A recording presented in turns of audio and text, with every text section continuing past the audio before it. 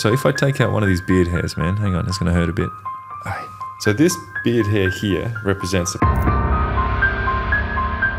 think people are taught to be guilty about wanting to be like wealthy. I have lived as a poor man and I've lived as a rich man. I'll choose rich every time. How do you define rich beyond money? I know actual billionaires who I would not swap my life with ever. At the time I would have been late 20s. Found out about this thing called Bitcoin. I just never got around to it because I was working so hard to try and fix this very chaotic, very toxic relationship that I was in. How many guys you know got married and then just disappeared? They're not at the golf games anymore. They're not going to boxing training. They're just gone. The woman can't become your purpose because then she loses respect for you anyway. And this is why you see these Western cultures. Whatever makes you happy, baby. Happy wife, happy life. No. Supportive wife, happy life. What's your thought process in terms of like the men out there that are working the jobs, they're earning say the 50 to 100 grand a year, but their wife also has a job? I've seen a lot of women who are career corporate and they're stressed, they're tired, they're exhausted, they're unhappy. Look at Trump, man. Did you see any stress in that man? The day after Trump got shot in the face, he went and played golf. He got shot again on his golf course. She doesn't want you to fix them problems. She just wants to be heard. You can go and buy a woman a Louis V bag, or spontaneously, you can go and buy her a 5 dirham rose at a petrol station. Which one is she going to remember longer? It's not about the money. Where do you think the modern day fathers are getting it wrong? I think nowadays Western culture wants dads, and I think that's a massive mistake. Jules Sullivan, welcome to the podcast. Honored to be here, brother. It's been a long time coming. I know we've talked about doing this for quite a while, and it's an honour to have you here. Mate, I want to take you back to growing up in Australia and your upbringing and everything that taught you, because I know that life wasn't as simple as what most people's was back in the day. Yeah, indeed, brother. I mean, you're straight into it, huh? Let's go. Straight You're into not it, going to buy me a drink first or something, mate? A halal drink? Yeah, okay. So my upbringing was objectively not a positive one, but it's something I'm very grateful for. And to reference our brother Tate and the idea of it's okay to be angry as a young man if you don't like your life, I'd say the first probably 2.5 decades of my life, the underlying energy, the thing that I was angry. I was furious and constantly planning to make things better. I'd say mid-30s, I finally got to the point where things were better and I could relax a bit and not be so angry. The army obviously helped a lot with that as well. But I'd say every element of my upbringing that was negative then formed who I am and led to that hunger to do better. And now I'm able to provide a much better, very different upbringing for my kids. So I'm grateful for it. You mentioned before when we were just setting up, the fact that I was that young kid growing up in only secondhand clothing and the smell of secondhand clothing, the op shop smell, that mothball smell, that was the smell of my upbringing. And I was teased often in school, getting into fights over these things. The guy who always was wearing someone else's clothes. So I took that. By all accounts, it's an insecurity, right? It's a chip on the shoulder.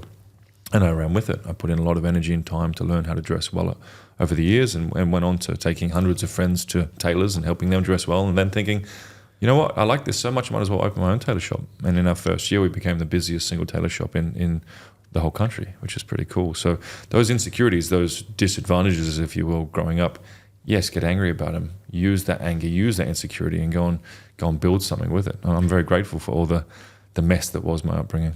So your version of events is to use your insecurity as your power rather than get sucked in by the insecurity and then be, so angry about it, but not use it effectively 100%. In your life. And a lot of people, I think with mainstream culture, especially young men, I don't really speak to guidance for young women. I don't know that experience.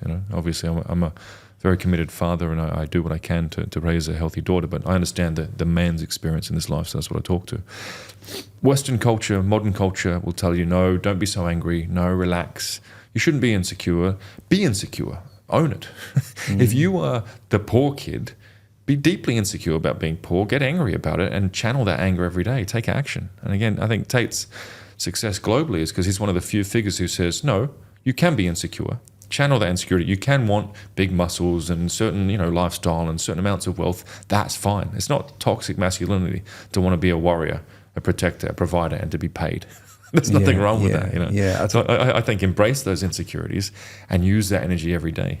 I think people are taught to be guilty about wanting to be like wealthy, in terms of monetary terms, have an abundant life, have this, that, the other, the penthouse. They're taught in society now to feel guilty about that. Yeah, indeed. I don't want to be the guy quoting movies, but I have lived as a poor man and I've lived as a rich man. I'll choose rich every time.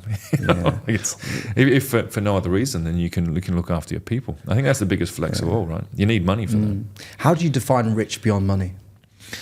Oh, well, I like to quantify wealth in ways that are a lot deeper than just the financial. Because growing up, and especially in the professional realm, I consult a lot of very wealthy people. Been around a lot of business leaders, country leaders, like serious people. And I've noticed those who prioritize just money, I call them money nerds, they tend to lack heavily in the other areas of wealth.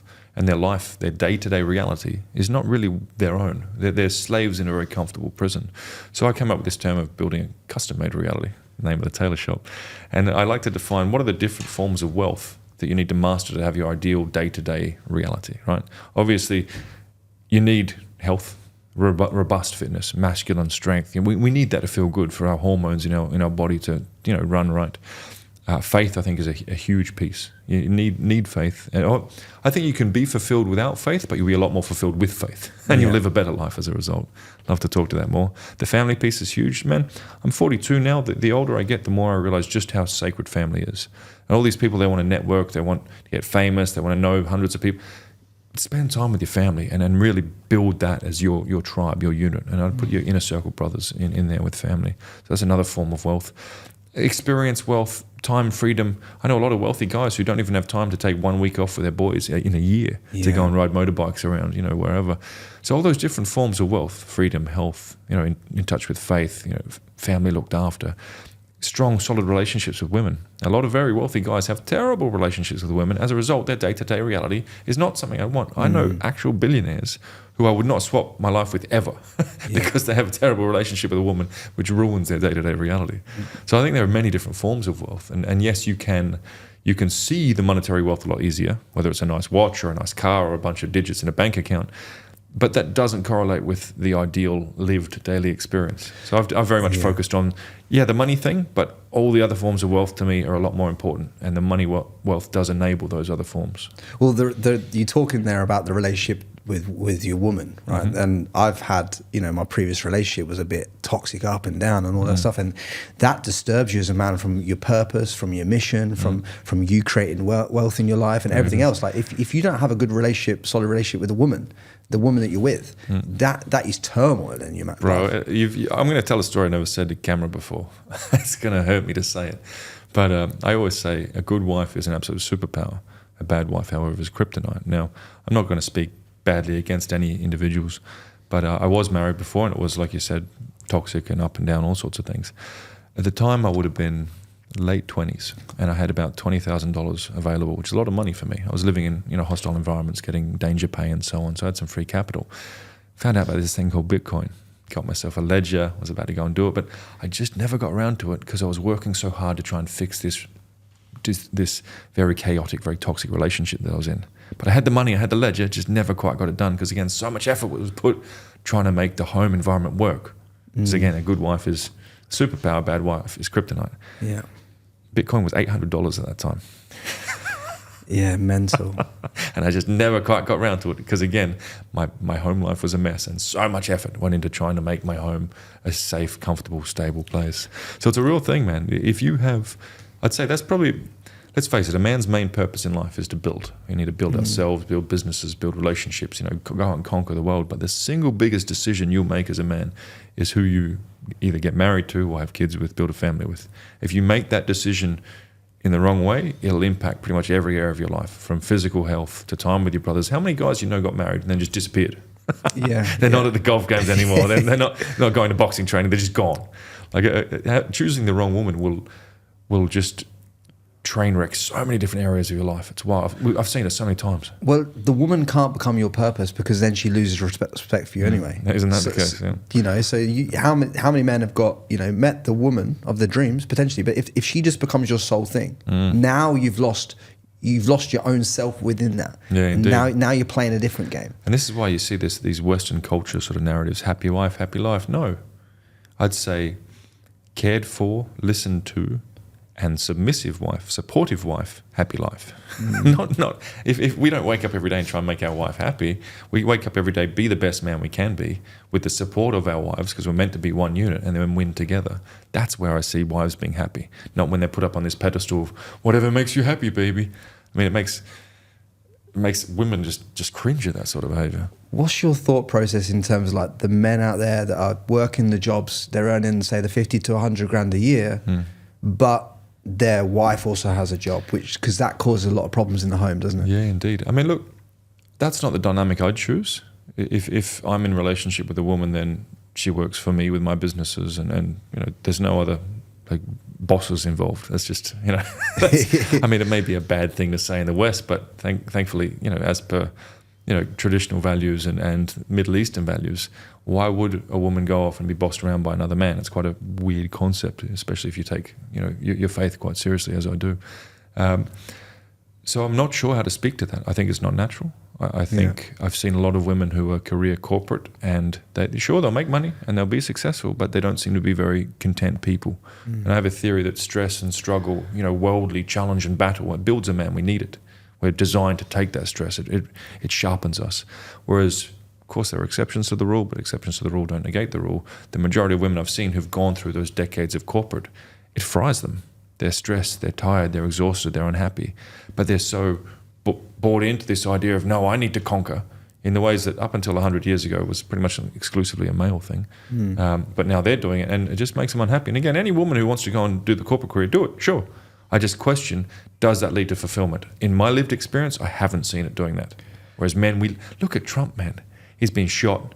He's had lawfare thrown at him, all the dirty tricks of the left. He's just won with if he lost this election, he'd be in jail. All his family would be in jail. He's won. Bro, do you see any stress in that man? Yeah, he's chilling. The day after Trump got shot in the face, he went and played golf. Yeah. Like, there's no stress. He's that. He got shot again on his golf course. Yeah, he is that honed through stress. The stress and struggle built him to the point where he's just winning the game at 78. He's raised wonderful children, all who are successful and balanced and just good humans. And there's no stress at all. A woman who goes through that much struggle and that much stress, by and large, is not going to be as developed and rounded and stress-free as he is. That's my lived experience. That's what I've seen. It's funny you mentioned that, because I spoke to a lot of entrepreneurial females on this podcast, but I was speaking to one literally the other week in here, and we were talking, and she was talking about her life and her upbringing and what she's doing and what her goals are and this, that, and the other. And after the podcast, we sat down for a coffee and we talked for another couple of hours, just because the conversation we just needed to. And that's continue. when the unhappiness starts to come out. And right?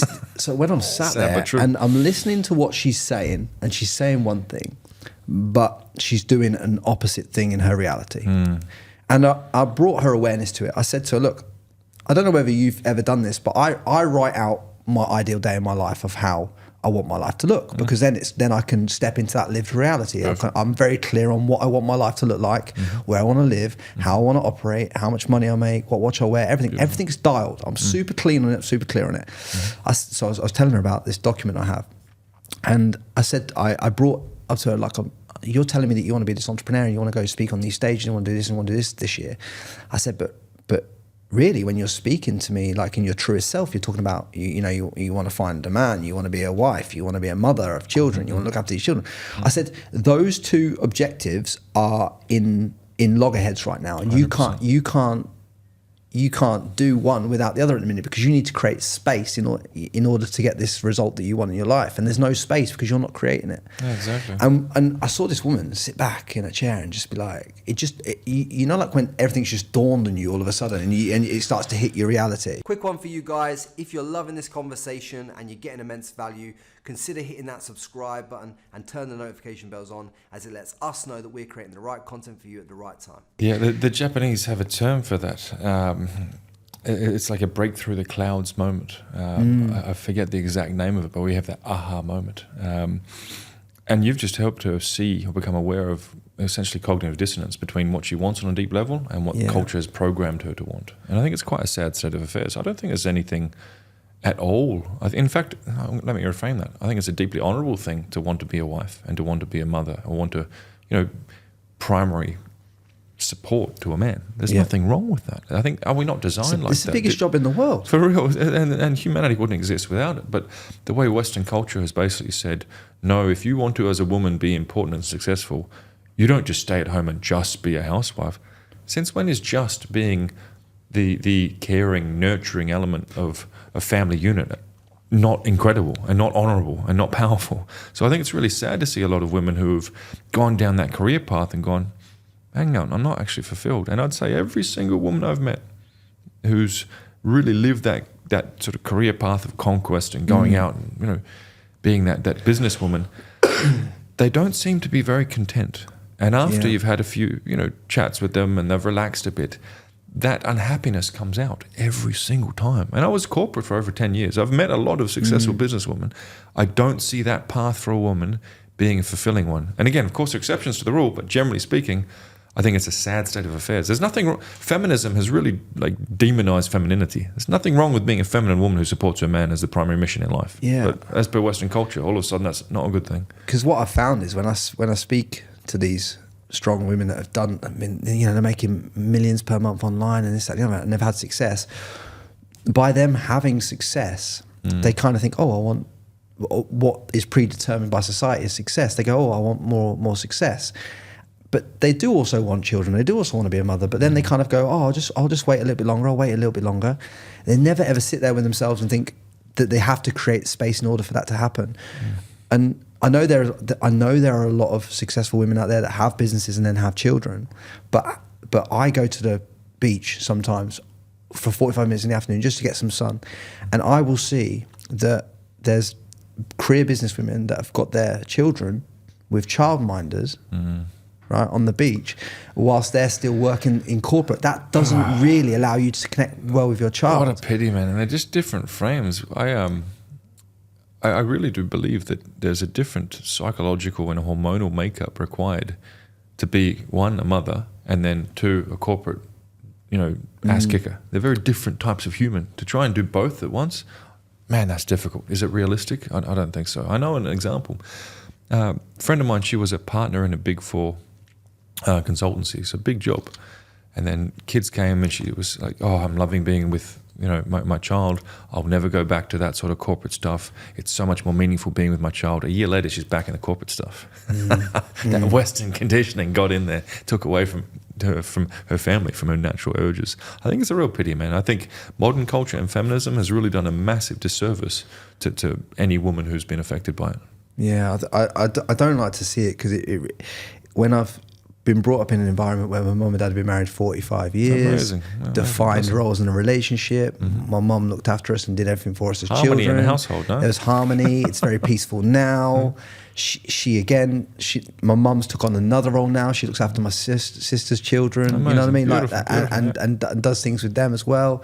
It's like, it's just different. It feels different. It's that's more, to me, that's real wealth. They may not have as much money in the household because they don't have two people working, but there's real wealth there. There's real fulfillment from a harmonious household where man and woman are compatible.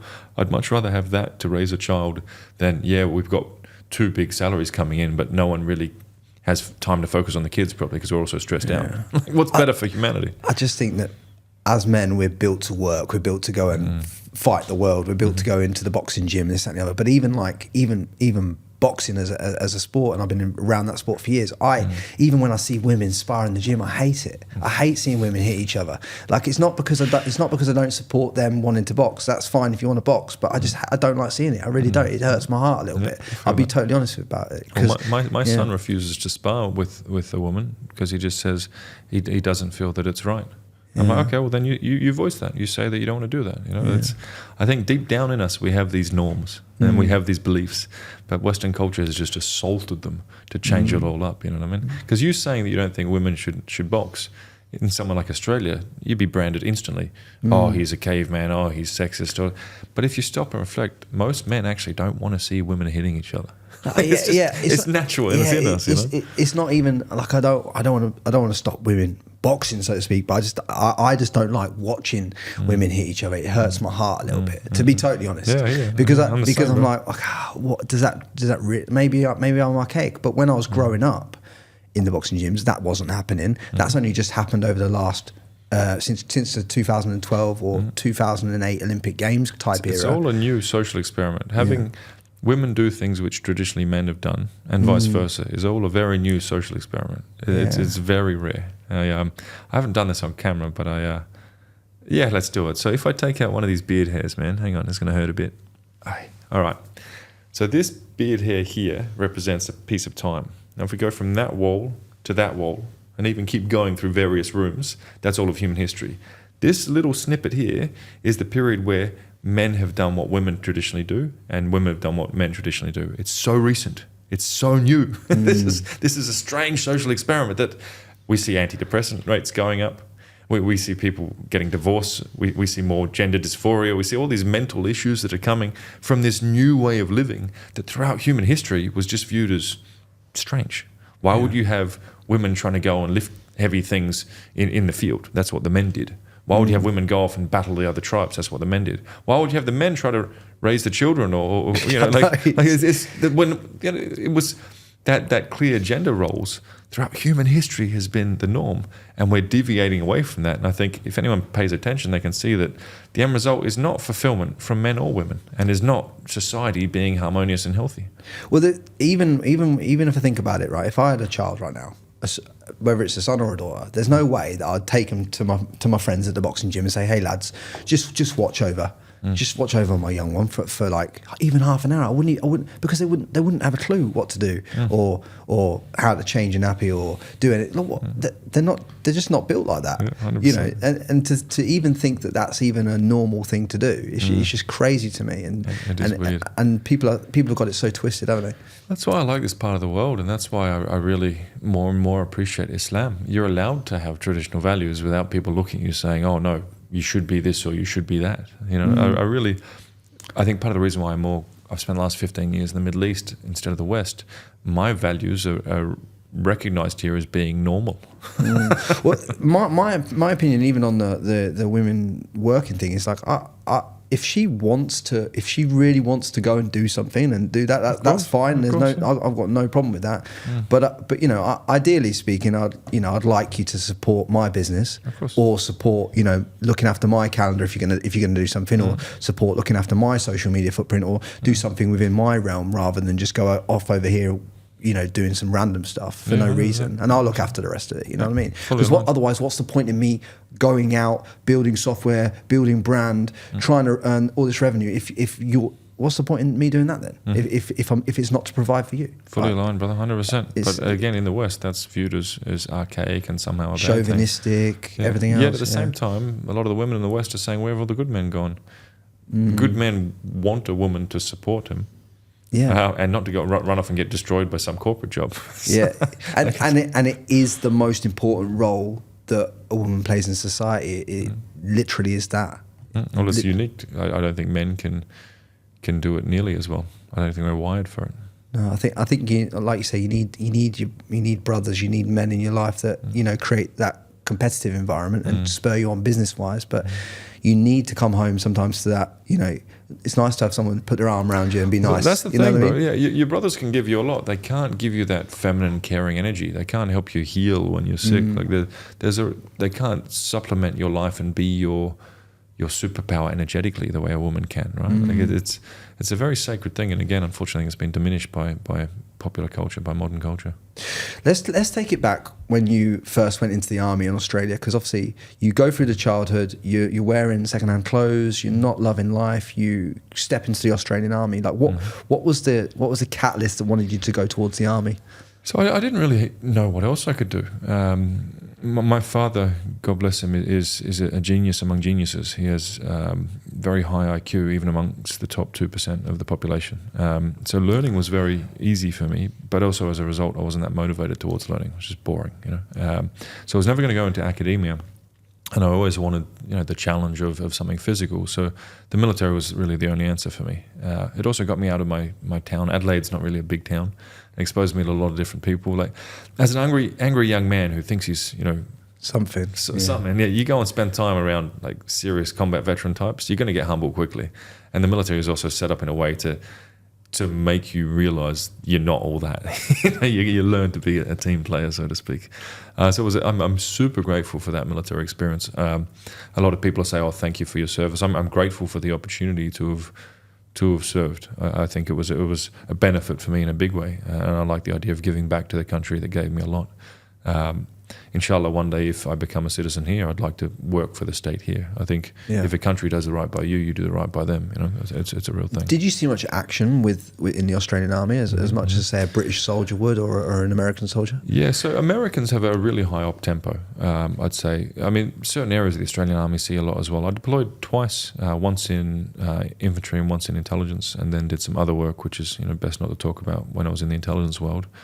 So yeah, I got the medals and the badges having seen combat. But it was all very much a positive thing. As a young man, I think doing that sort of thing for a bit makes a lot of sense. I think if you go and spend like 10, 20 years in conflict zones, it's not really healthy. It's hard to get out of that system. Yeah. I think anyone joining the military, 6 to 8 years, specialize, get skills that are relevant to the civilian world, get out. I see it very difficult for people who've done more than 8 years to then get back into civilian world, and it is a difficult process. That transition from I know my role, I have my routines, and also I'm a stud within the military. All of a sudden, I'm in the civilian world and I don't actually have much money. My skills aren't that relevant. Everyone else is, a lot more ahead when it comes to building business or into, even things like people skills and investments. You're coming into a world where you're no longer the man, and it's quite a difficult transition for a lot of people. Is that why I know a lot of British troops, they after coming out of the military, they often end up on the streets sometimes as homeless and stuff like that? Yeah, I believe that. Getting institutionalized is a bit of a scary thing, and the military is very challenging in many ways, but it's also a comfort zone in that your accommodation is provided for. Your bills and things are covered. There's a mess you can go and eat in whenever you need. All of a sudden, that support infrastructure's gone, and also, most importantly, the brotherhood's gone. There's real brotherhood in the military because you struggle bond together. You go through it together. That's where you form real bonds as guys. So stepping away from that can be a very isolating, very lonely experience for a lot of veterans. It's a difficult thing to do. So I'd say 6 to 8 years is enough in the military. Otherwise, it's going to be hard to get out. That's just what I've seen. When you see in society, right, that the plumber will set up the plumbing business, the boxing trainer will set up the boxing gym, the carpenter will set up the carpentry business. You obviously leave the army and then you set up the security business. Mm-hmm. Was that just because that's what the skills allowed? You didn't think outside of that, or how did that come in? I mean, I didn't really have any role models both in my youth and then in the military regarding business. I remember I got out of the military and I spoke to a friend of mine who I'd met in a fight club. I said, "Can I come into your office and just understand what you people do in offices?" I was 25 years old, still within the intelligence world, but getting out of the military, so to speak, losing a uniform at least. And I didn't know what all those people did in those buildings. I just didn't know. So to go from military to then setting up a business, I just didn't have that awareness or that drive or the understanding. I mean, thankfully my son does at an early age. You want to make that real money and be free, you need to set up your own businesses. Being an employee will not give you that path of a custom daily reality that you really love. So I didn't have any sort of commercial leanings. I did set up some businesses. Some of them worked, some of them didn't, and they were in regards to other work that I was doing at the time. But for me, security was always going to be the way. I had Middle Eastern languages as well, and time in the Middle East from my service, which then helped in doing different things, security work in the Middle East. So you learned the languages in the army? I spent 1.5 years of my career in language school, which was absolutely awesome. Bro, you go from being an infantry soldier, having to do a certain amount of running around in the mountains with a pack on your back, to, all right, now you're a professional language learner. Bruv, easiest and most enjoyable years of my army career by far. Yeah, so you get paid the same amount. No, if anything, I think you got paid a bit more once you had the language capability, because now it's a specialist skill. It was incredible. So it was a real blessing. And because of my dad's IQ, I was able to learn languages really quickly. I became the highest qualified Farsi and Dari, which is Iran, Afghanistan, respectively, linguist in Army, Navy, Air Force, without really trying. And there were more psychological discharges, so they say, from the language school than any other area of the military. All the pressure. For me, it was the easiest year of my life. It was so good. How many languages do you speak now? It depends on the day of the week, mate. I could, if you give me a week of focus to get back up and running in the various languages I have been proficient at one time in my life, I could say 6. And my main focus now is Arabic. I really want to be able to read the Quran. It frustrates me that I can't. So I'm actually going away from the colloquial Arabic and focusing on the classic Arabic, the Fusha, the formal Arabic. So that's my full focus now. What would happen in your mind if you learn Arabic, you're able to read the Quran, but then the Quran isn't what you thought it was? I've already read it many times in English, so I just want to be able to read it in Arabic, because that's how it was written. You know, that's where the I'd say that you got more direct access to the value that's in the Quran, as opposed to relying on a translator to do it for you. Well, this is the thing when it comes to the Bible, though. Obviously, I think the Bible was written in some Aramaic or something like that back in the day, whatever language it was. But when you translate something into English, you sometimes can get lost in the translation of the wording. 100%. Could that have happened with the Quran? A tricky one, because Arabic as a language is much more complex than English, much more. The amount of words is I think it's tenfold. Like, it's just such a deep language. So I imagine, to answer your question, I will be able to better understand the Quran, inshallah, through reading it in Arabic. Yeah. And that's what I'm seeking. Yeah, that's kind of what I feel you're going to get from it, because obviously, like, some connecting words in English wouldn't make sense because there's less words to use in English compared to Arabic. Yeah, definitely. And to give an example too, the depth of the Arabic language. So each time you pray, you start with Bismillah ar-Rahman ar-Rahim. So you hear that Rahm and Rahim. If you understand the root Rahm, it refers to a woman's womb. And so it's saying that Allah subhanahu wa ta'ala loves you in the same fashion, if not more, than the way a woman loves a baby in her womb. Like, the level of depth, just in one sentence, it's amazing. Yeah. There's an entire books that have been written on just the first verse of the Quran. There's so much depth in there. It's wild. So it's a rabbit hole that you'll never stop going down. You'll never stop learning when it comes to the Quran and the associated hadith and the language capability that's required to properly interpret them. But it's one that I find incredibly fulfilling. I don't really read in my life. You might be similar. There's so much going on, But I've rediscovered the joy of reading through studying Islam. It's really interesting. Now, I do try and read a lot, but I try and read rather than just reading books for the sake of reading books. I try and read things when it's applicable to be implemented in my life now. Yeah, perfect. Because I think I used to read just for the flex of saying, "Hey, I've read this book." Okay. But if you read a book on marketing and you're not actively going to use the insights from that book to apply to your business in that day, I don't see the point in reading that point. So that's how I try and apply reading to my life now. Otherwise, you just get lost in a whirlwind, don't you? You need that ROI, definitely. Yeah, you need that ROI.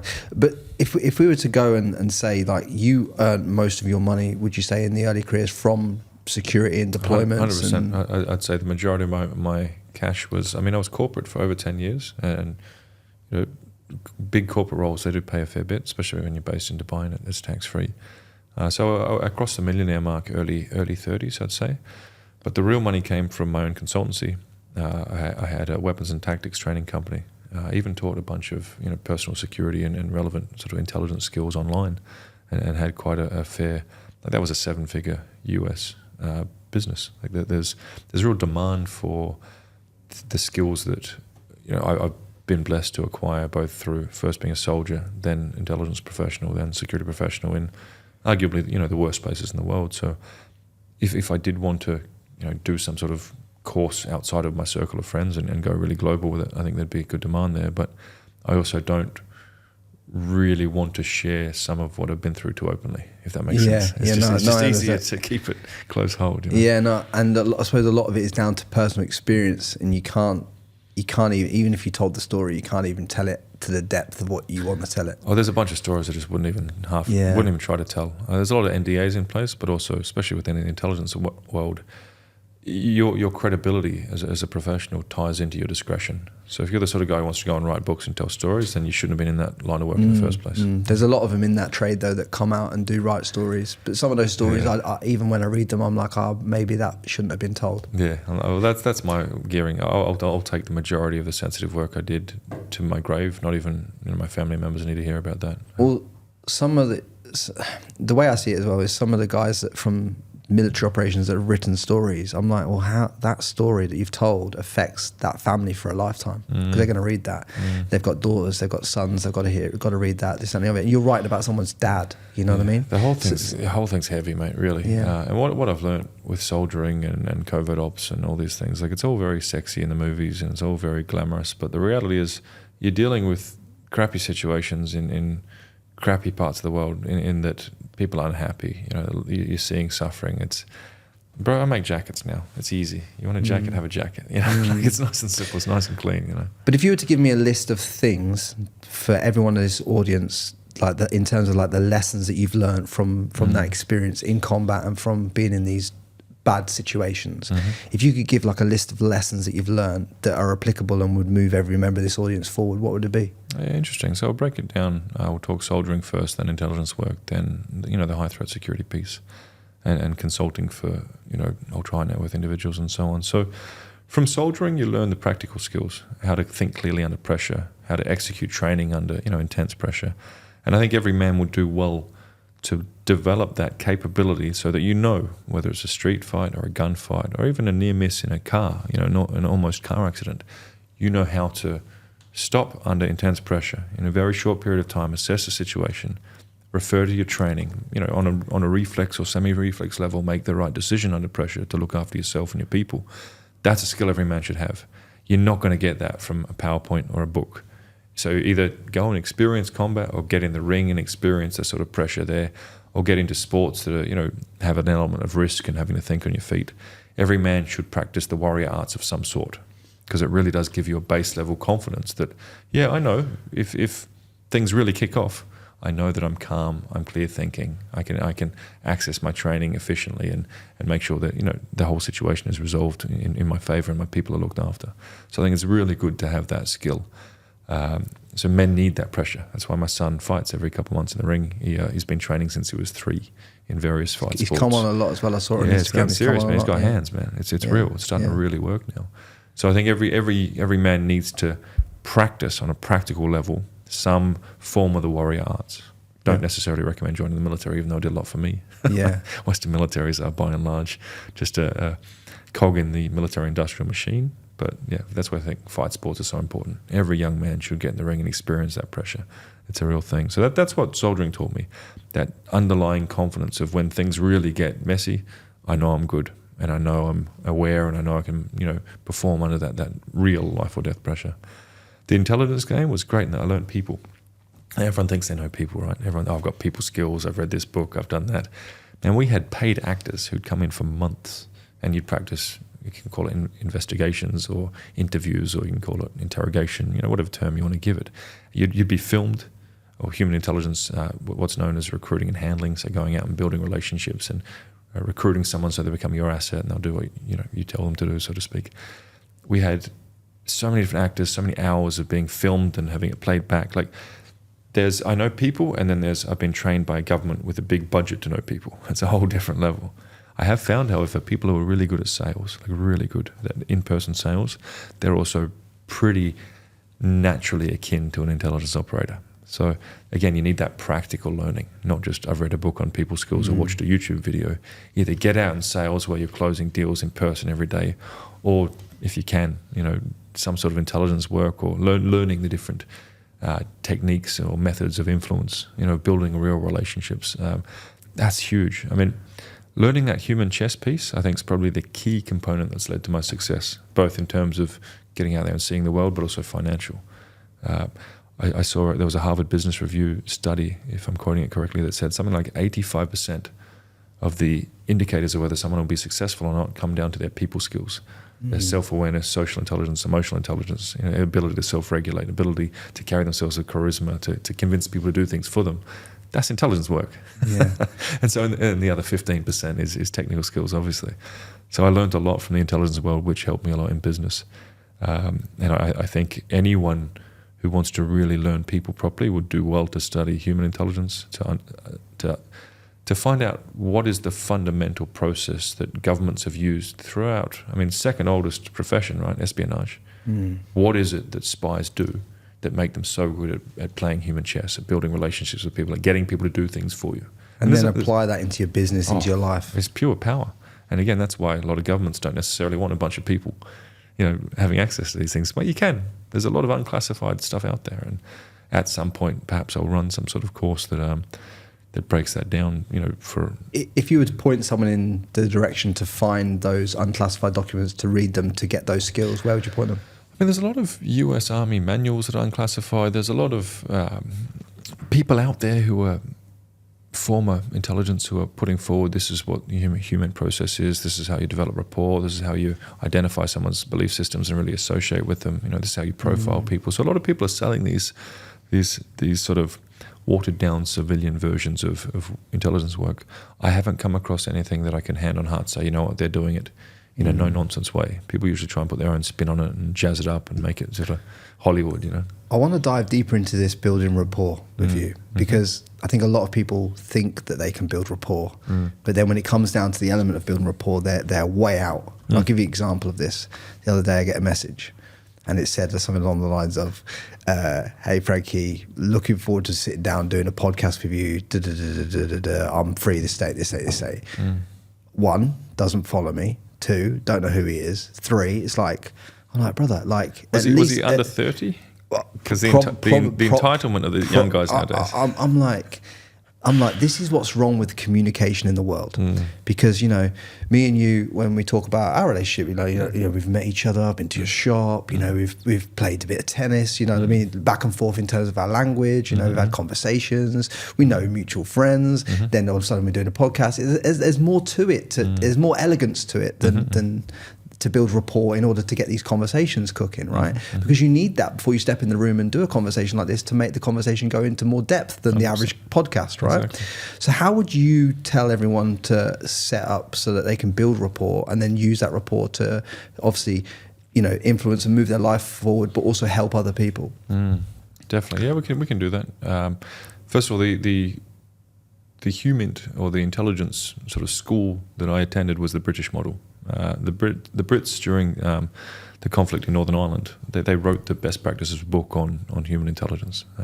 So anyone who wants to understand the core of how that was done, and to this day, no one's done better, should study the Troubles and certain units who really refined the methods that then were taught across the Five Eyes community. So Five Eyes being USA, UK, Australia, Canada, New Zealand, the sort of world leaders in intelligence work, if you will. I think the answer to that question would be developing rapport. There's gimmicky ways to do it. There's NLP, there's tricks and things. You could put it akin to seduction. Like if you want to try some pickup lines, okay, maybe that will work on some low-level ladies, but it's not going to work on a high quality, high-level woman. The same way the gimmicky stuff, I'd leave that alone. I wouldn't bother with, I'm going to learn some, whether it's hypnosis or some NLP lines or some talking points.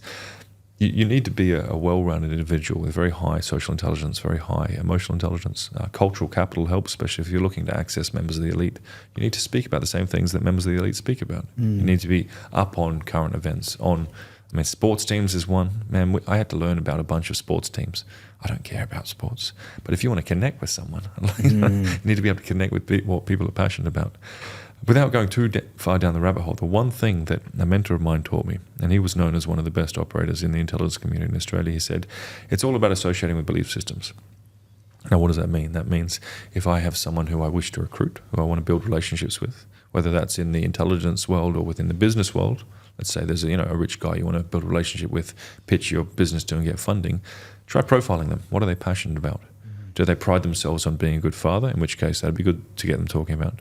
Do they have certain hobbies? Do they like certain sports? Is golf their whole thing? In which case, you better know how to talk golf.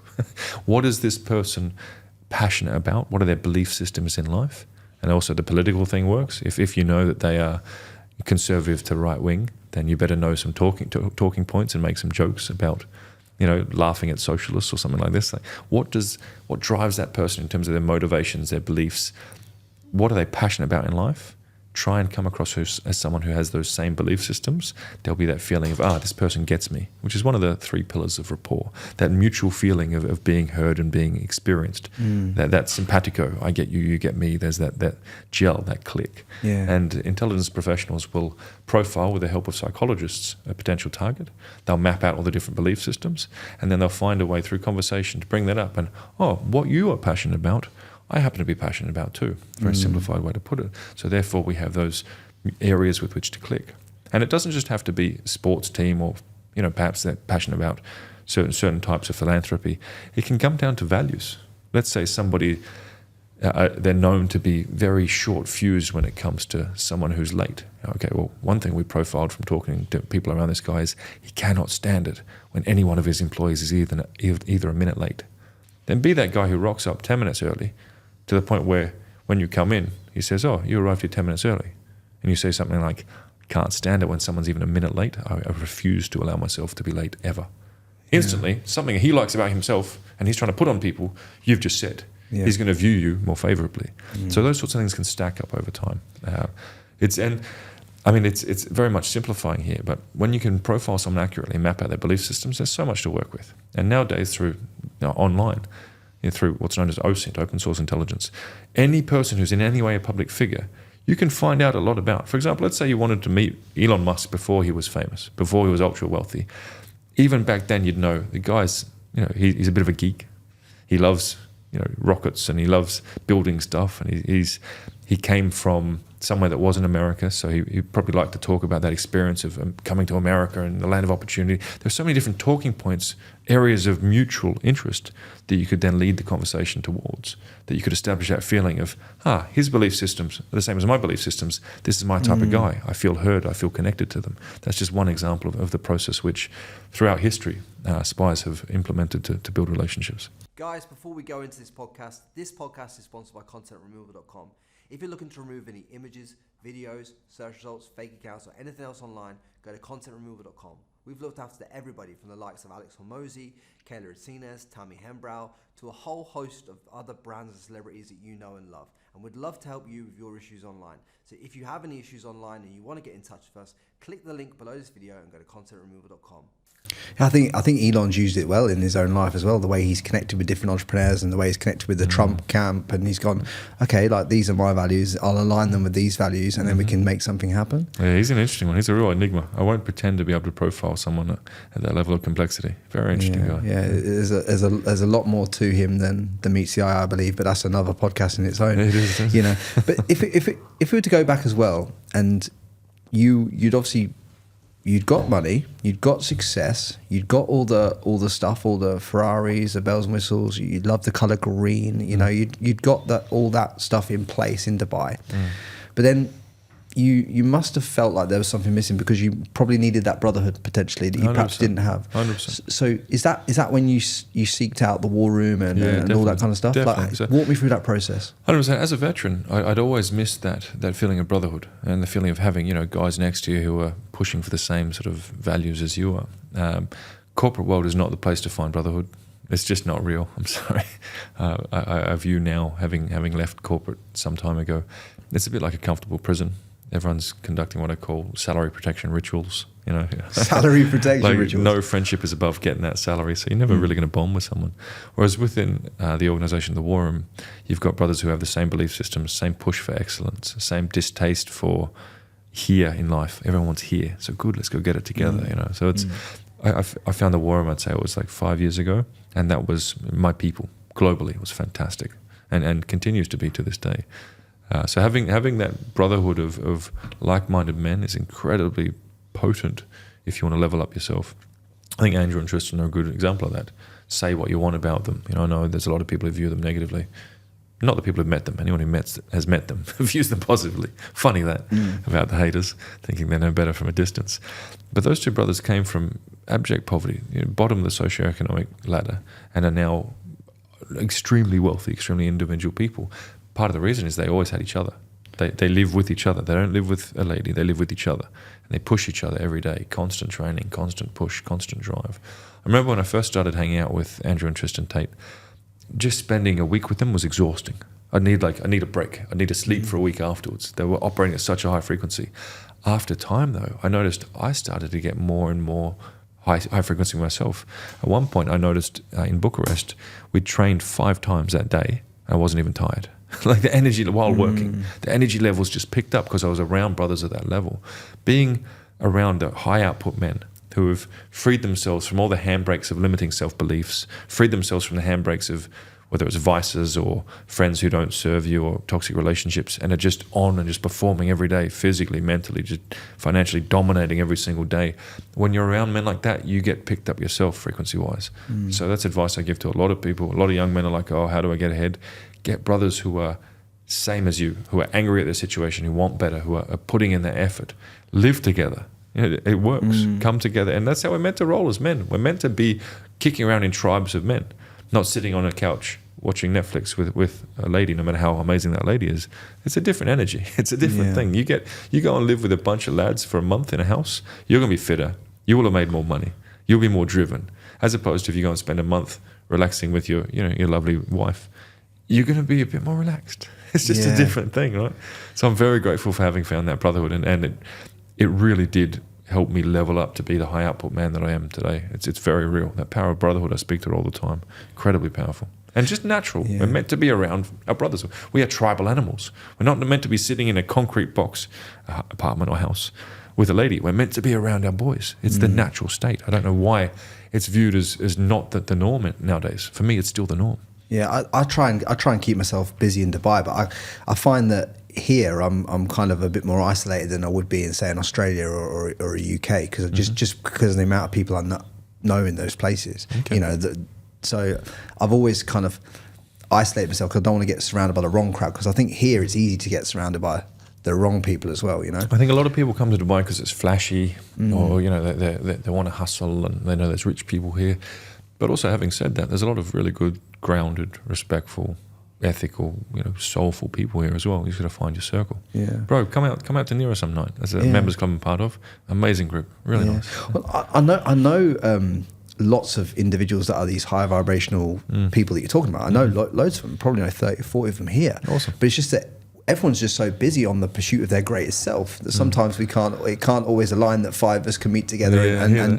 So what I'm saying is, like, I went out the other night with my friend Charlie and a couple of other people, and it was nice. Had a meal, but then that meal won't happen again for another week. I'm like, well, I've still got too much space. You know what I'm saying? Yeah, I hear you, definitely. I think it does make a difference. I think I'm quite blessed in that every day when I go in the tailor shop, there's a bunch of lads there. It's my social hangout. Well, I believe that you built that tailor shop to have that in your life. That was the intent. Man, I remember at one point the tailor shop got so busy that I went, after prayer, I sat in the masjid and I thought, what is the lesson here? Like, I wanted the tailor shop to be quiet and a hangout spot and a retirement play, but it's become a real business. Like, it's pumping, bro. It's wild. My boys are having to work late all the time. God bless them. And what I got was, it's not up to you. If something's going to be big, then it'll be big. So I did have the initial intent of that just being a hangout spot for lads, but it's exploded, thankfully. Well, even just me going into your tailor shop and experiencing how it actually is, it's like, I was expecting a tailor shop, I get it, but it's like you've built it from me looking inwards. You've built it as like a play area for yourself. It's called a majlis in the Arabic world. Right. It's where the boys hang out. That's literally what a majlis is. Yeah. But the front of house is all nice and all glossy and this, that, and the other, and this, that, and the other. The back of house, I couldn't believe how many people you had there making suits. Like I was expecting, to be totally honest, like 3 or 4 people out the back. We got 20 plus. You've got like 20 plus people out the back, just seaming up suits, making this, making that, and I couldn't believe how much of an operation it was. Did you ever envisage it being that much of an operation when you started it? Not at all, bro. Not at all. Really, I think we started with maybe 10 staff. I thought that'd be enough. But the demand was just incessant. I have to downsell people. Say, no, just start with 2 jackets. You'll be fine. Like, there's such demand. So it's really positive. I had to hire an accountant at one point. I was like, oh, it's a proper business now. I was disappointed in a way. Because you got all these wages, all these. I suppose you got to. I don't know what it's like here, but in the UK or Australia, if you set up a business of that size, you'd have to have a HR department. You have to have a HR department in this world. Kind of got someone who's nominated as that. Yeah. It's all fun. It's all blessings, man. Really, it's an absolute high frequency space. But the intent of it because it's not. I wouldn't say it's a profit play. With the hours I put in, it's not worthwhile financially. It is purely a place for lads to come together every day, and it works. It's amazing. So come hang out there, bro. Yeah, Always yeah. welcome. I've seen you got the podcast like studio set up there. You've got you've got your bike in there. Three bikes in there. Before but I something. have seen lately on social media, you correct me if I'm wrong, but I've seen that you've been getting rid of a lot of this stuff. So what has been the play there? Because if I looked at you like 3 years ago, you were very much like you had all the you had like I think it was 4 or 5 cars, this, that, the other, all the toys. What I call all the toys. I had over $1 million of watches as well. Yeah. But I've been watching you and you've been getting rid of this stuff. What is your lesson and what is your learning behind getting rid of all this stuff? Yeah, well picked up on that one, man, because that's something I'm really wrestling with on a day-to-day basis. I was a watch collector for years. They were symbols of success. I'm not poor anymore. I've got an amazing amount of money on my wrist. It used to really grip me. Now when I get a new watch, it does 0 for me, bro. It's really interesting. And it's down to faith. I'm getting more fulfillment from praying than I am from an amazing new toy. It's really interesting. So I'm simultaneously sort of letting go of the physical world, or more refining the fact that if there is stuff, toys, whatever, I want it to be experience-based, not ownership-based. Owning something for me I'm not even wearing watches most times now. Like it doesn't register as something that's worthwhile. Going to the safe, putting on a watch just doesn't hit me in the heart anymore. I still like cars for the experience because I like driving. I've spent a lot of money on learning how to drive. I learned also with the government and private sector and the military. Like there's a lot of effort gone into learning how to drive. So I love the experience of owning toys. But ownership for the sake of ownership, it's kind of a pain. It's kind of a hassle. At one point, I think I had 12 cars or 12 vehicles or something. Bro, they all need registering. They all need this, maintenance. Like it's never ending. I was like, ownership for the sake of ownership is super overrated. I'd rather just go to the masjid, pray, put my head on the ground, feel much more fulfillment there than owning a bunch of supercars. It was very interesting. Having said that, I still do enjoy the experience of really pushing it in a nice car, especially drifting. Drifting's crazy, bro.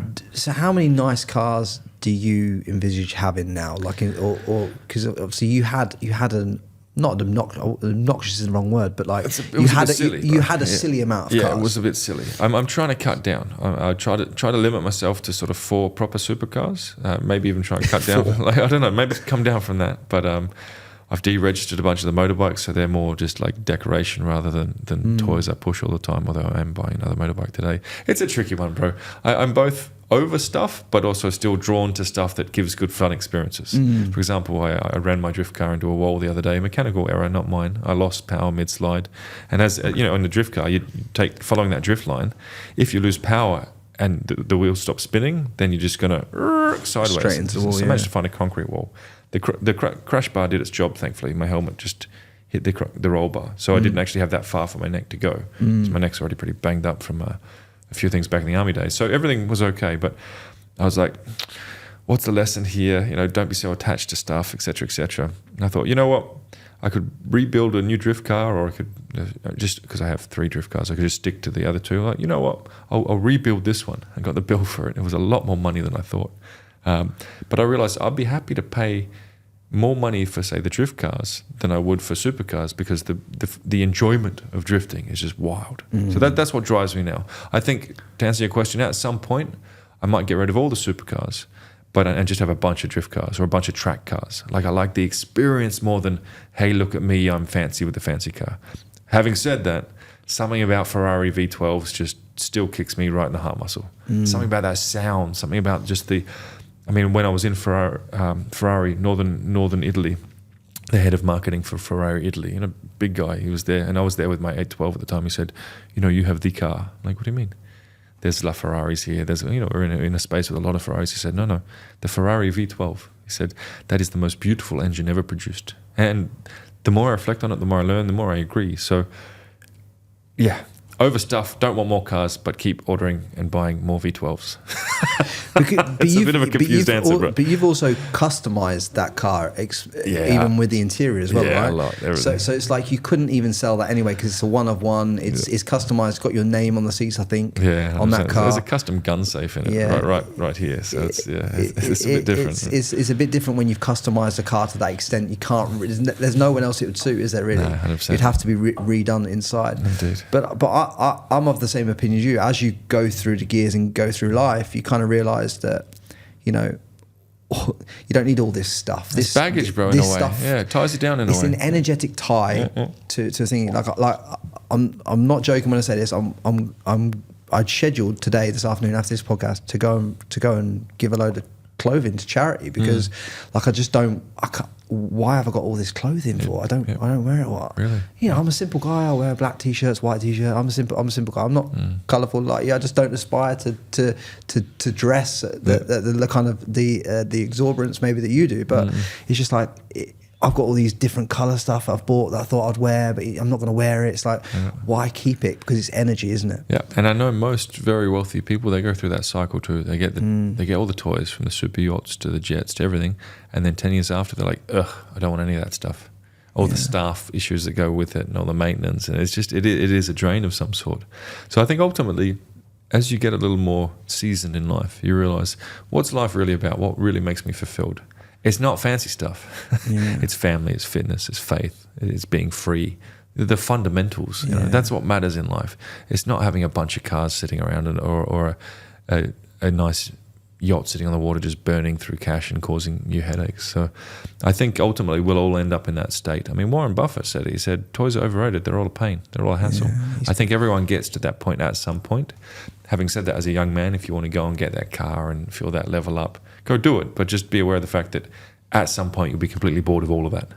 Well, yeah, because I think it's similar to, you know, look at how Warren operates. He has one house, you know what I mean? He has he perhaps doesn't eat the best food, but, you know, he likes his McDonald's and likes his Diet Coke and likes his you know, he has a set routine, and he's like, you know, he has one car, the car's 20, 30 years old. You know, he just likes trading stocks and understanding the value of companies and reads all day about that. He just does what he loves. He doesn't need anything else. Exactly. And that's an interesting question there. Like, how much of what we enjoy throughout our days, whether it's our activities or what we spend our money on, is actually what makes us fulfilled, or is it what we've been programmed to go and do? Because the marketing out there, man, these marketing agencies, they're smart. They know how to get under your skin and make you feel you are not fulfilled as a person unless you have X designer watch or car or fancy whatever. Like, how much of that do we really want? It's an interesting question. Well, this is why I took you into the psychology of building rapport statement within this podcast, is because I wanted you to break that down so people could understand where they're being missold in other areas of their life, where companies are using rapport to build rapport with you to make you feel lack in your life, to make you buy something to fill a void, when maybe it just requires you to sit there with yourself and look inward a little bit. And that's where I find faith helps as well, and perhaps that's why in the Western world faith has been demonized. If you have a solid family around you, if you have a solid connection with God, you don't need the latest iPhone. You don't care. You know? Whereas if you're lacking inside because you have no real connection with your Creator, if you don't have positive relationships, if you don't have the satisfaction that comes from family, you're going to need to go and buy all that stuff just to feel happy as a human. So I think it's by design, bro. And do you think that you've done that at certain points in your life, which is why you can 100%. Speak to it more than the average man? 100%, bro. I was all about Rolex at one point. I was one of the sort of most invited to the events here, collectors in Dubai, and there's some big collectors here, so it's a heavy thing. But now I wear a Whoop band sometimes, and that's it. I'm beyond it. So it's an arc that I think everyone will go through at some point. I didn't realise until I came to Dubai that Rolex make 1 million watches a year, yet they're classed as a luxury brand. Interesting, yeah. And it's all perception, and by limiting pieces you can have through certain shops, it creates the luxury element of the watch. Yeah, but when you actually look at it, when you look at some of the watch brands, like what's that? Richard Mille. When you look at Richard Mille, I think are making 5,000 pieces a year, whereas you look at Rolex, they've turned out 1 million. Right. Isn't that wild? It's good marketing. It's really good marketing and really good. And even when you notice like the numbers they use on the dial, they use the 28. 28 is the number of wealth in numerology and stuff like that. So even the psychology of numerology, whether you believe in it or not, it's all built into the marketing process of the brand. Isn't that interesting? Well, you know what's funny? As a former very dedicated watch collector with well over $1 million in watches, I've realized in certain circles the biggest flex is not even wearing a watch. When I'm around like proper big boys, talking billionaires or those who are close to it, royals often, they don't bother with watches. How do they operate? People know who they are. There's no need for the watch. You know what I mean? So it's an interesting one. And if anything, at a certain level, wearing a really expensive watch is almost like you're trying too hard. So it's almost viewed as a negative. And this is someone who formerly was passionate about watches. So it's an interesting one. So where else are people being misguided in terms of like items of clothing and things to wear and things that they believe that high profile people wear? Because I see it a lot with this, you know, like people wear like Balmain and Gucci and all it. Like, I think it's obnoxious as anything. Oh man, I can't stand that stuff. If you're from the Gucci family, sure, wear something that says Gucci across your chest. If you're not, what are you doing? I think it's all marketing. And I think the power of symbols is real. One of the ways to communicate with the other than conscious mind, if you talk to any psychologist, is through ceremony and symbols. Right? That's why you see throughout history different tribes that have very clear ceremonies. And they'd use very clear symbols, and certain symbols are archetypal. You see them across all cultures. If you're using someone else's symbol and putting it across your chest, surely you're missing an opportunity to not use your own symbol that gives you power. Why are you repping someone else's symbol? It's not you, it's not your family, it's not your heritage, it's not your story. That's why everyone who comes in our tailor shop, I have a designer there for free. We can build an incredible, powerful symbol for you that speaks to who you are as a human, that brings in certain, for example, my son's boxing coach, we did a symbol for him. We have his initials, a number that means something to him, which is, you know, his and private for him. And then we have a boxing glove perfectly wrapped around the letters, which looks exquisite. Why not wear a symbol like that? Why are you giving energy to the Gucci family, friend? You're not Gucci. Well, I'm actually in the process right now of finding out my coat of arms for the Lee family. Awesome. And then I'm gonna build my brand around the psychology and the feeling from my family's coat of arms. Because when I do the research from my family's lineage, it goes back a hell of a long way. And the Lee family, in the lineage that I'm from, is quite a prevalent family through medieval times and everything else. So like I want to take it back to the crest and take it back to what that meant then. Wonderful. Rather than create something new, I want to take something old and put more meaning back into that. Because I can buy into the family crest. I can't buy into Gucci. Yeah, 100%. You know? Building a family crest takes time. You need to find the symbols and you know, the meaning in there. But man, royals throughout history, and even today, they have family crests on their seals, they have it on their buildings. Are you not the king of your own reality? Yeah. Why do you not have a royal crest for who you are and your family? It's a very, very powerful thing to do. Well, my family does have a royal crest, but it was lost over time, and I'm bringing it back. Ah, that's awesome. Do you know what I'm saying? So I'm saying the Lee family crest has already been designed. Amazing. It's already been through the ages. It's already been through thousands of years of wars. That, bro. So I'm bringing that back because that represents who Frankie Lee is, not some random thing that I'm going to put together, because nothing I can do can take you through the thousands of years of history that family crest has been through.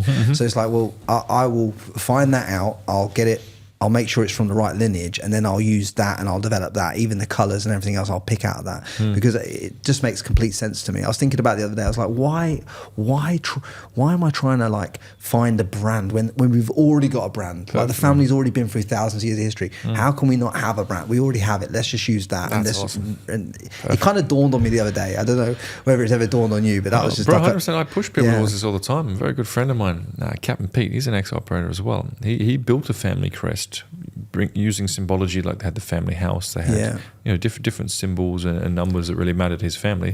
He has it on his polo shirts, he has it on his bomber jacket. He's a former pilot. He has it as a patch on his tactical backpacks. Everywhere he goes, he sees a symbol of his family lineage, something he can be proud of. He gets power from it. What power do you get from a Louis V symbol? It's not you. It's not your people. And this is what I thought. I thought if I rep that, I can pull all the power from the energy of my family lineage, which I've never been able to draw upon before.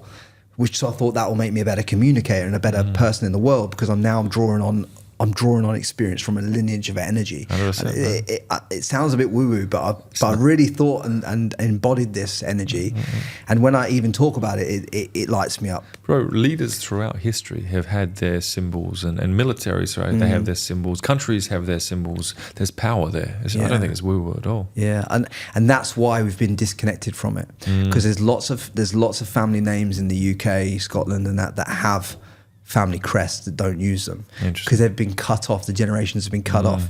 Without using them, you're cutting off a tool that can be used to give you some fortitude to move forward in your life. That's what I believe. Perfect, love it, man. Yeah, I completely feel that. Yeah. And my symbol, which I have on all my jackets, I have on my cars, my motorbikes, everything. that has a whole story behind it as well. So having something that speaks to who you are is super important. What is the deeper story behind it? So my symbol is JS, just my initials, just sort of free written like that. And as the poor kid, I got my first job when I was 12. I rode on my crappy little bike over to the rich areas of town, and I collect money for the newspaper delivery. And I'd look up at these big houses as I'd sign JS on the receipts. And I think one day I'll have a house like that. I realized now people were doing charity. One person, like they'd take me to church. Another person took me to get a haircut. People would give me like tips. And I was like, why are they giving me money for? People fed me. Like I looked that disheveled when I went to collect the newspaper money that people were doing charity to me, without me ever asking. But I signed that JS thousands of times, looking up at these big houses in the nice area of town, thinking one day I'll get a big house like that. Alhamdulillah, now I have that. But again, that poor kid in the secondhand clothing who looked so crappy, I was being given charity to, thousands and thousands of times signing JS on those receipts for the newspaper money, looking up and seeing one day I'll have a house like that. Now every time I see that symbol, I'm reminded of that kid who desperately wanted to create a good life for his family. Like, why can't my family be in some big house like this, not worrying about money every day? I've gone and created that. So every time I see that JS, I've now added a shark to it, the animal that speaks to me. I get this deep-seated gratitude, oh, wow, I've made it, I've done it. That young kid who was so angry and so driven, literally thousands of times looking at these big houses saying, one day I'll get that. I've got that. So that's pure power. There's no fashion brand symbol that's going to give me that level of satisfaction every time I look at it, Association to like a symbol or something of deep meaning to you can inspire your growth. I'll give you an example. There's a very famous podcaster in the UK that sent me a shitty message trying to disempower my growth and trying to call me out on thumbnail designs, and he sent it to me when I hit 10,000 subscribers on YouTube, right? Now, at the time, I was on 10,000, this guy's on 2 million. Okay.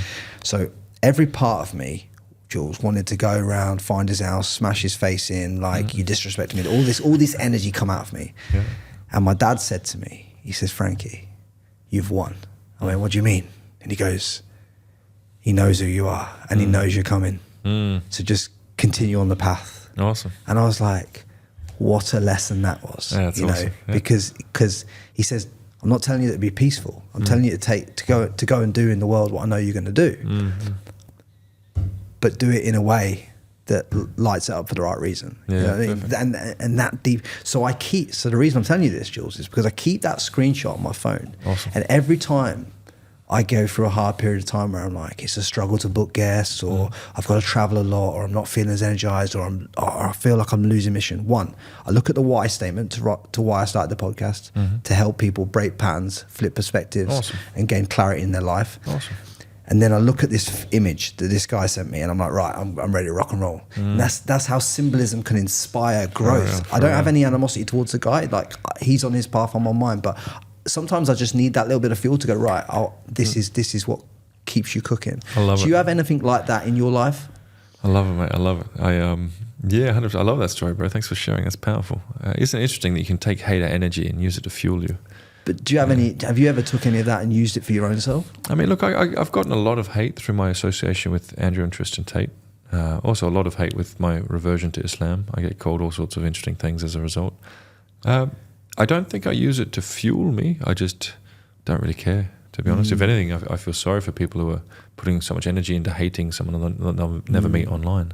And if they did meet me, they'd be very polite anyway. So it's all a bit of a nothingness when it comes to hater energy.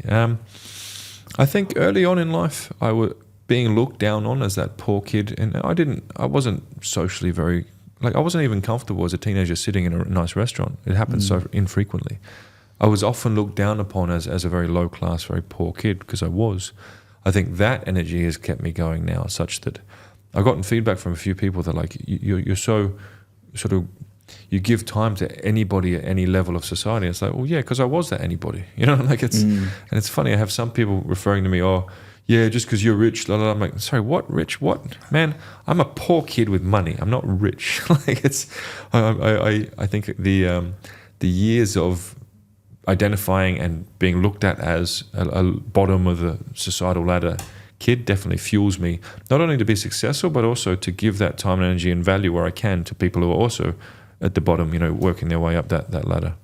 Yeah, I think it's good that you can give back to others. You know what I mean? That's why I do what I do on social media, man. I don't monetize the brand. Yes, I send people to the tailor shop, but bro, the profit margin's so low. It's not it's in any way a significant sort of income stream for me. So I don't really view my presence on social media as a business thing. Rather, it's just trying to put out a positive message, and that's why I keep doing it. You know. Do you ever think there'll be a time where you'll turn it off? Because we were talking about this before the podcast, weren't we? Like there comes a time when, you know, because we both look after like highly affluent people, obviously in different regards. And I was saying to you about, you know, how people just don't want their families online and just turn off their online footprint. Yeah. Do you reckon it'll get to a point where you'll just go, do you know what, I want to disappear now? I have a few times. I've gotten sick of social media numerous times. Just gone, I ain't doing this for a while. I think it's at a critical mass point now where I have a platform such that I need to keep using it, because and I get a lot of positive feedback as well. I get a lot of people every time I'm out in public. I get a lot of people come up saying, "Hey, man, really appreciate what you're doing. You know, when you said this, it helped me. When you said that, it helped me." And I think it's a duty to keep going. Then, you know what I mean? Yeah. I'll never show my kids online. Obviously, my family stays private in terms of their faces and so on. I don't crave being, you know, recognizable or famous. I don't care. I'm just not who I am. For years, I was a guy trying to avoid being on the camera. I mean, when I was rolling with Andrew and Tristan Tate, as I was starting to get big, I didn't want to be on camera. I didn't want to do podcasts. I was happy being the guy in the background. Indeed, as a security professional, former intelligence guy, you want to avoid the cameras, right? I met a friend of mine a few days ago who owns one of the largest security companies in the world, consultancy. He's a very successful guy. And he said, so you're a thing on social media now. That was unexpected. And we had a little laugh because people like me, we avoid the camera. We're not meant to be on the camera. But I went really loud first to speak up for the Tate brothers when, you know, they were locked up unfairly and unable to speak for themselves. And I'm continuing to speak now because I believe what I'm doing is positive. I believe it. The same way your intent behind the content you produce has a positive impact on people. And that isn't a selfless thing. I really believe in the baraka economy, the blessings economy. If I can influence someone in a positive way, that blessing comes back to me and my family. It's a very real thing. So karmic energy. I'm selfishly giving in that I want to have as much of a positive impact as I can on as many people as possible, because I believe that those blessings or those goodwill points come back to me. You know, what I'll be judged for, you know, in akhira, you know, on the last day of my life, so to speak. So I don't think I'll stop it. I quite enjoy having a positive impact on people's lives, both for their benefit, but also ultimately for my own. It fills your own heart up, and 100%. I think it's good to kind of come to this world and share your light with the world, whatever that light is. And if you can have a positive message online that inspires other people, you know, just in 5 years' time, you're randomly walking down the street and you've changed someone's life, and you can see it when you meet people that listen to a podcast or see a piece of content of yours online, and you meet them in real life and they tell you about something that's changed their life or changed their thought pattern, and they're in a bad place. You can see in their eyes. When you look at them, you can see like, oh, this meant a lot to that man in that place. Guys, over the last 5 years, you've watched me travel around the world building this podcast in 9 countries with over 200 entrepreneurs.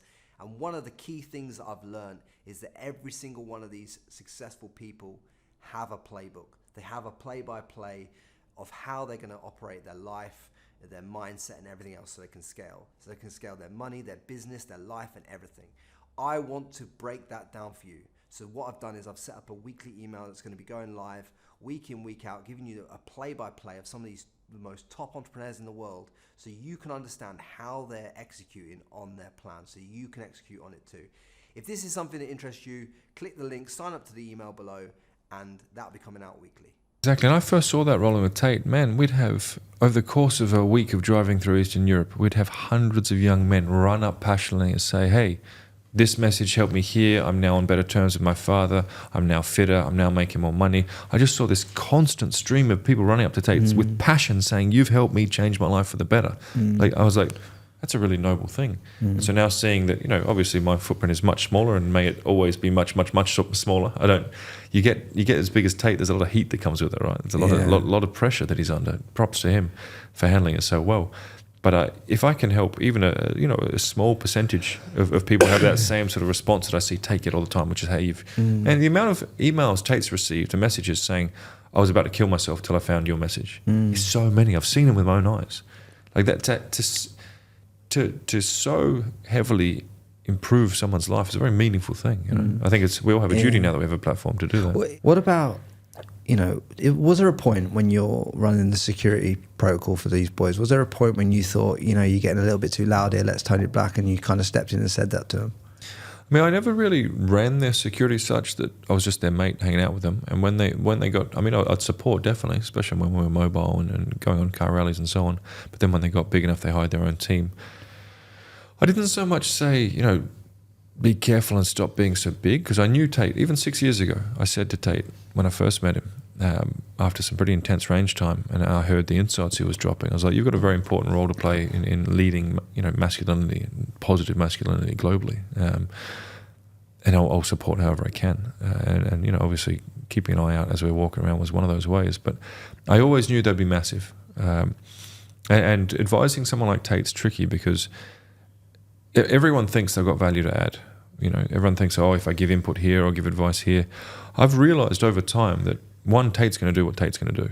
Very clear in his mind. You want to talk about frame control, you don't want to talk about conviction. Probably one of the most self-belief, convicted in what he's doing guys I've ever met. And I've met CEOs, billionaires, royals. This guy, he has self-confidence in what he's doing. That's why when people say, how's Tate? I'm like, he's fine, mate. If anything, he's enjoying the combat. So I don't really advise them that much, because, one, they're going to do what they're going to do, and two, I have to admit they are better chess players than me.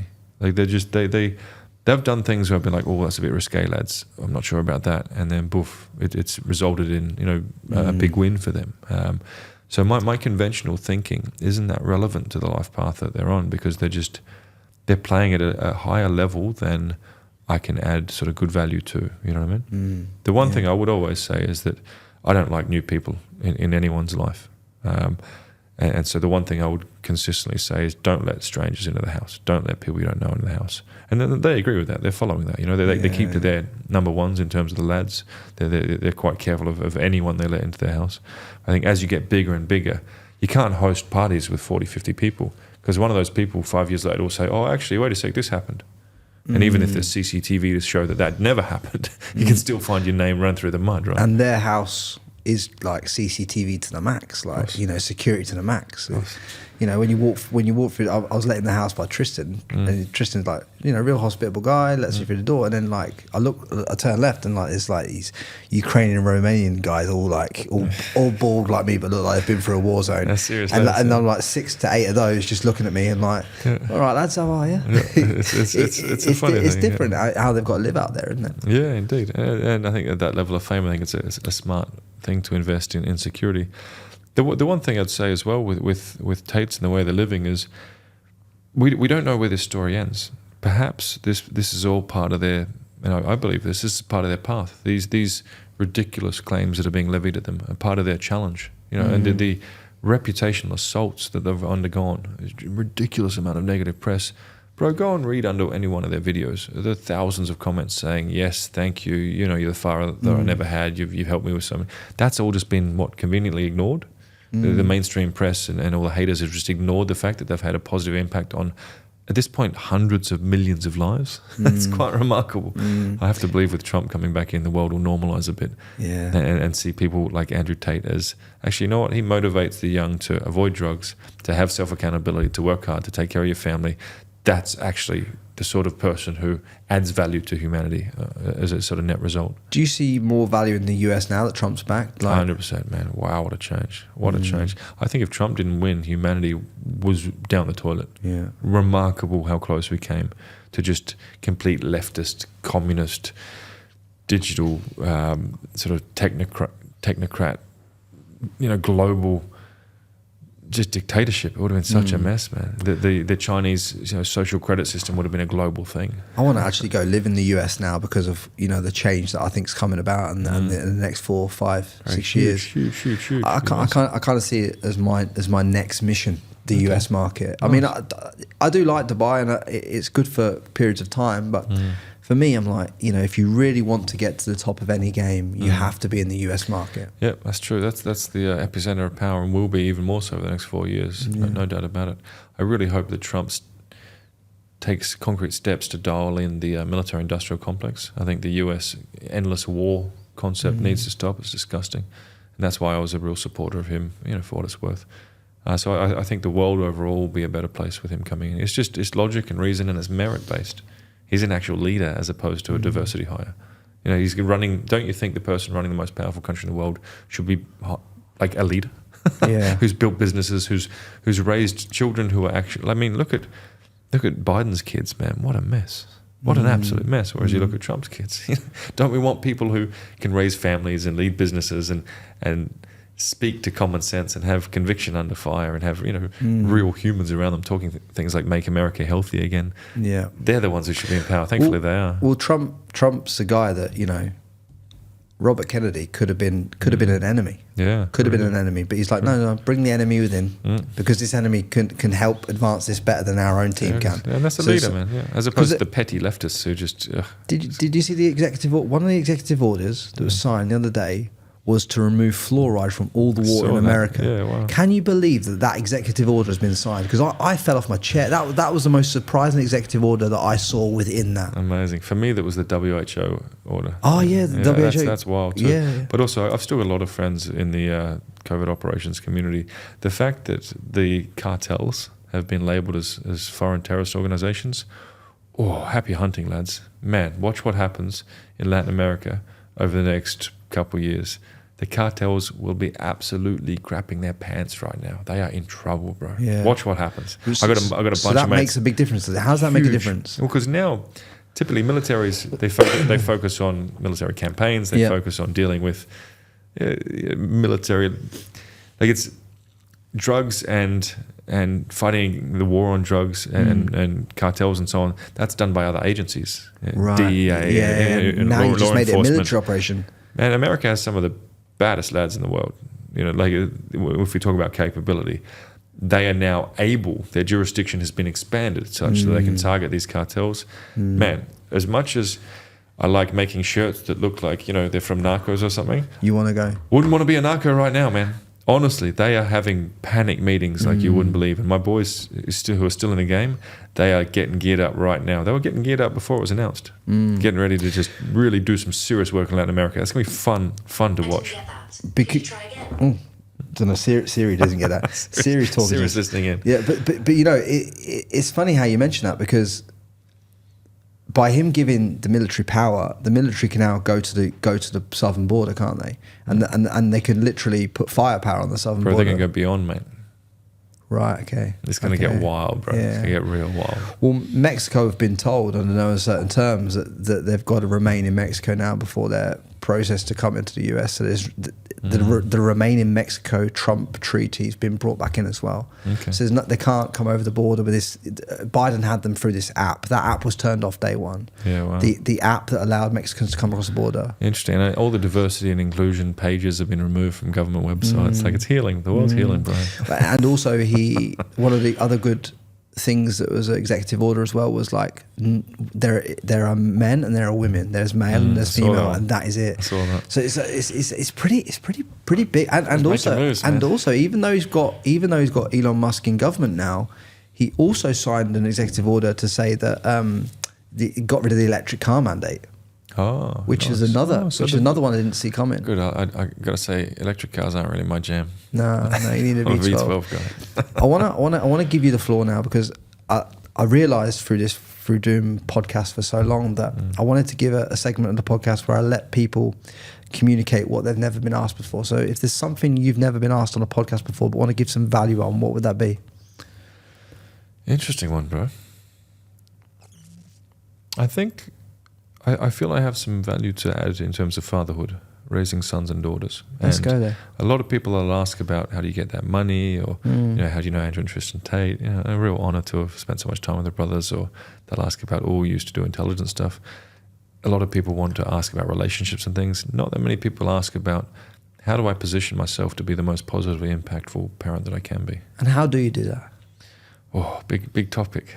I'm glad I asked, because we wouldn't have gone into fatherhood without this. So I want to dive into it. Give me your insights.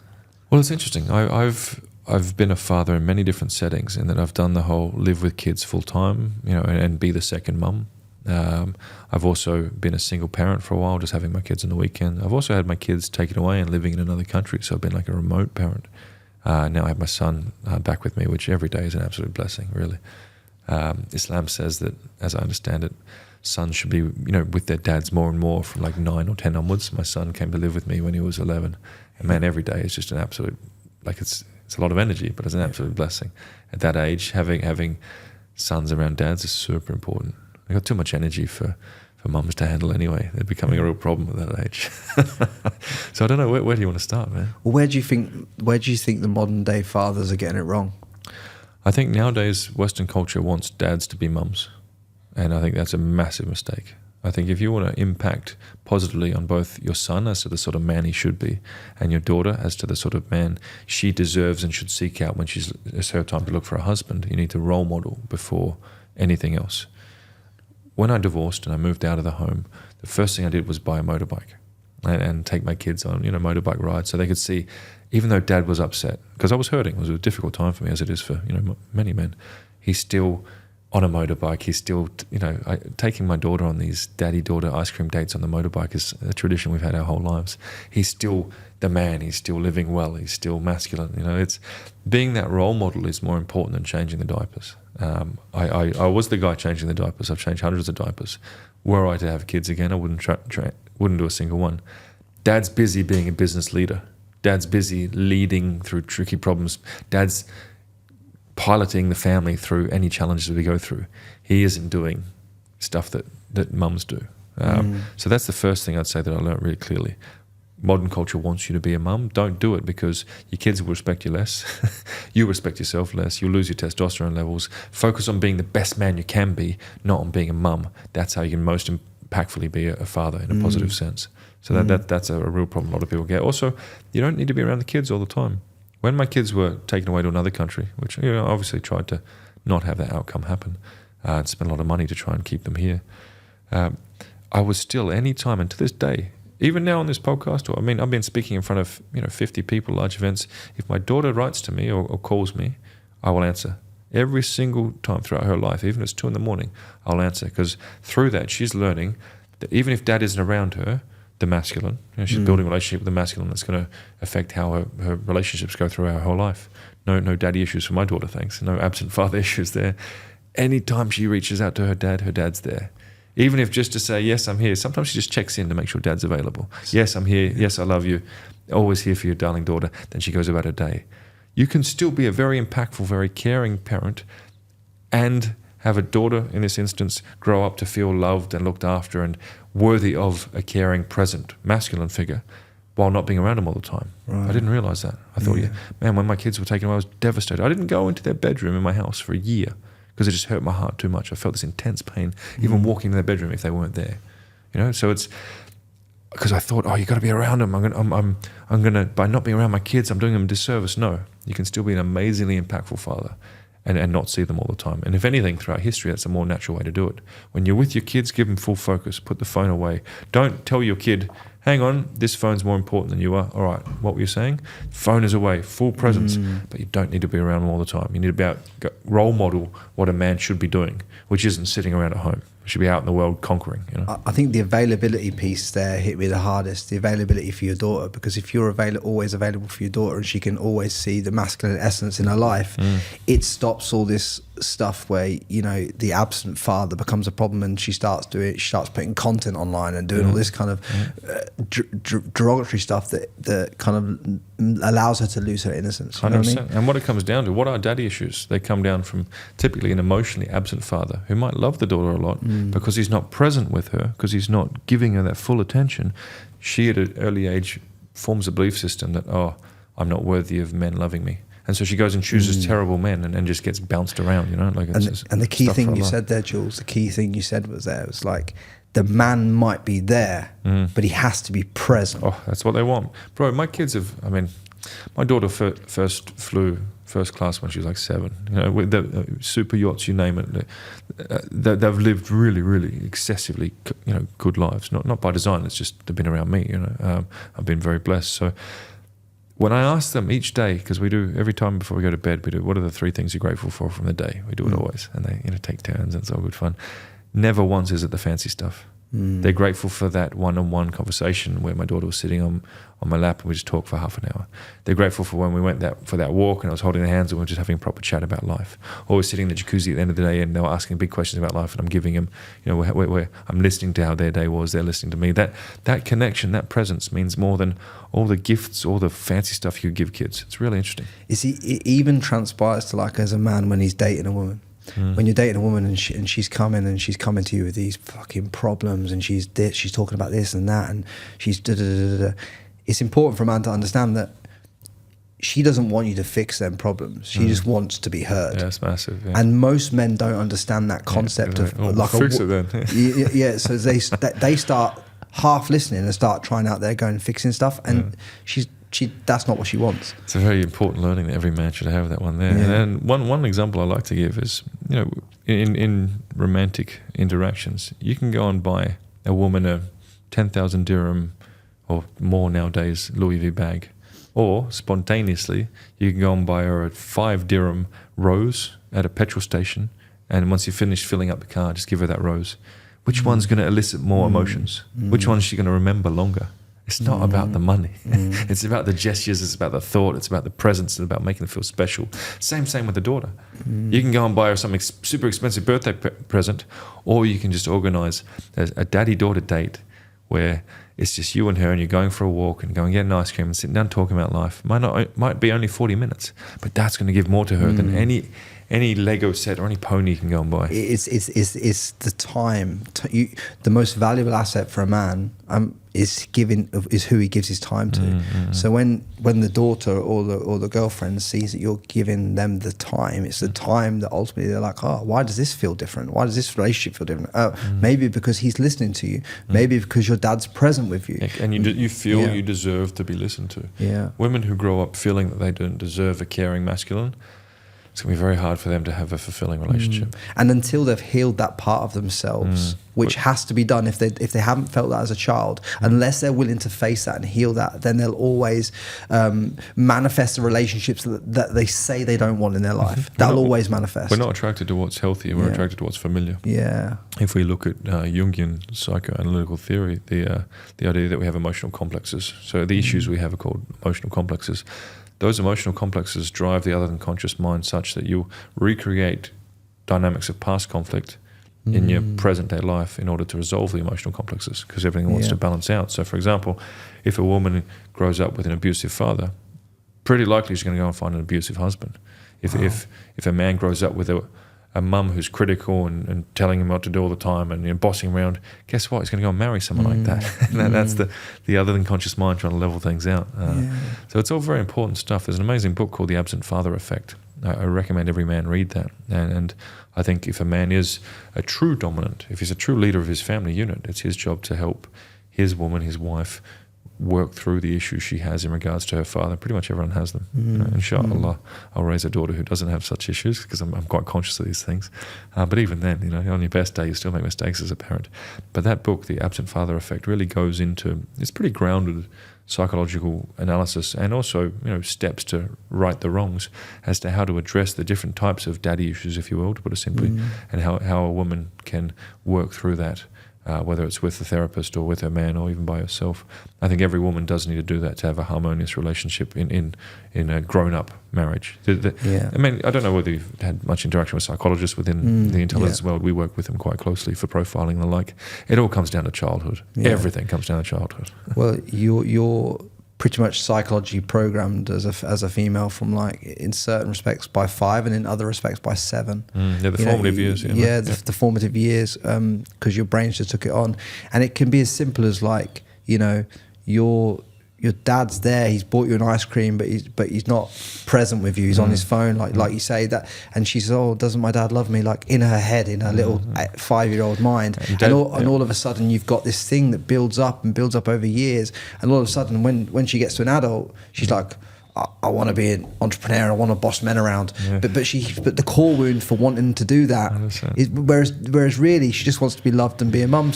I'm not saying that's everyone's thing, but I'm saying that's to be loved and cherished in the way she Yeah. wished her dad had cherished her. Yeah. It's quite sad. I know so many examples of men who wanted to be good dads and they interpreted their duty to be go out and work hard. When really, the daughters especially just wanted dad to be present. It's a real pity. You see it again and again. But as men nowadays, it's our job to help whether it's a girlfriend or fiance or wife, to work through those issues. And the tools exist. That book, The Absent Father Effect, very powerful read. Yeah, I love that. Recommend it. I'll shoot it to you, bro. Yeah, thank you, bro. And if there's one piece, one golden pearl of wisdom that you could drop on this audience today that will move them all 1% forward in their life, what would it be for you? Are we talking about parenting, or are we talking about just in terms of every asset of information you've had across your life? If there's just one piece of it that you had to give away today, and it's 100%. Just one piece, what would it be for you? I think you need to consciously define what your custom-made reality is. Otherwise, society will do it for you. And I see all these people following this life path that they think makes sense. You need to get this job, you need to get this money, you need to get this car. Stop and think what actually makes you fulfilled. For me, it's very simple. It's the fundamentals, all that start with F, funnily enough. It's faith, family, is fitness, and freedom. Time, location, freedom, all these things. Freedom from obligation, freedom from having to work with anyone I don't want to have to work with. They are the fundamentals of life. Man, I've been on the jets, I've been on the yachts, I've been in the fanciest resorts around the world. I am most fulfilled when I'm lifting weights with my boys, taking my kids to school, talking about how their life's going, going to the masjid, eating good steak, like being free from the nonsense of the sort of slave existence that the system tries to impose on you.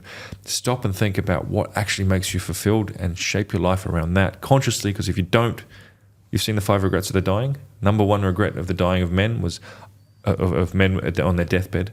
I wish I'd had the courage to live a life true to what I wanted, not what was expected to me. Men especially, we will get programmed, do the right thing, live a life of obligation. Boof, you're dead. Stop and think. What do you actually want? What actually makes you fulfilled? Not what society's telling you to do. And you've got to map that out and live true to that. We set KPIs for businesses. We set 5-year plans for our financial goals. Why don't you set a daily reality plan? Within 3 years, I want to be free from any boss. I want to have robust fitness. I want to have a healthy relationship. I want to understand my faith and be connected to it. I want to have a strong family. Set fulfillment goals for a custom-made reality, not just, all right, I need to do the right thing. Doing the right thing will not lead to fulfillment, because the right thing is slave programming. It's not actually what leads to real fulfillment.